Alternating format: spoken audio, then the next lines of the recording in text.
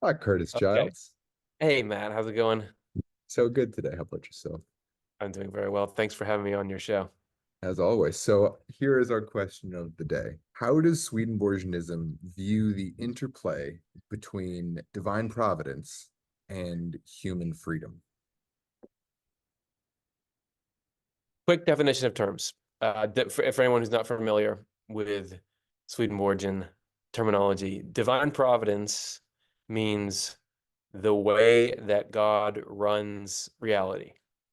Divine providence is the plans that God executes and the way he's moving in reality to try to get an outcome, a particular outcome.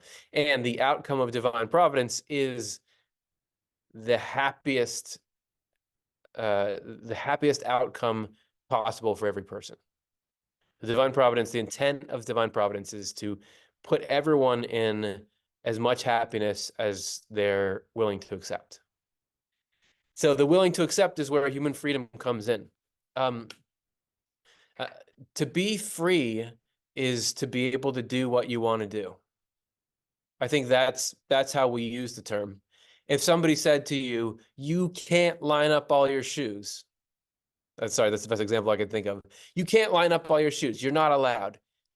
Like we wouldn't really chafe at that because we don't want to do that thing anyway.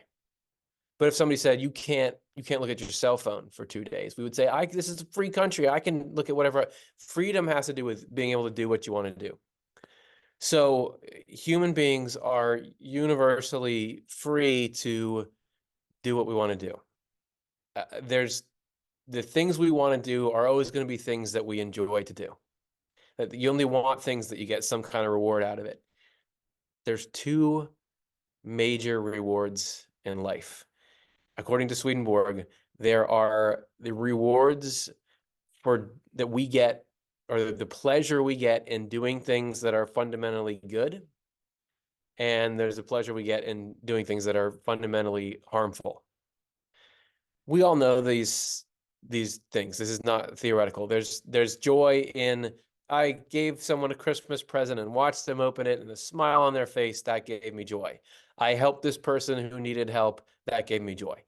On the other side, when I was in school, I made fun of this kid who was not as cool as us because it made me feel cool and big. I was mad at this person, and so I let him have it because in the moment, like, oh, that feels good. So there's the pleasure of what's good and the pleasure of what's evil. Um, we have the freedom to go toward either one. Divine providence wants to bring us into happiness. The pleasure of the things that are good, that is the path, the direct path to happiness. Because happiness consists in the life of what Swedenborg would call heaven, which is a life that is based on and energized by doing what's good and what's useful to your fellow human beings. That's where Providence is trying to steer us.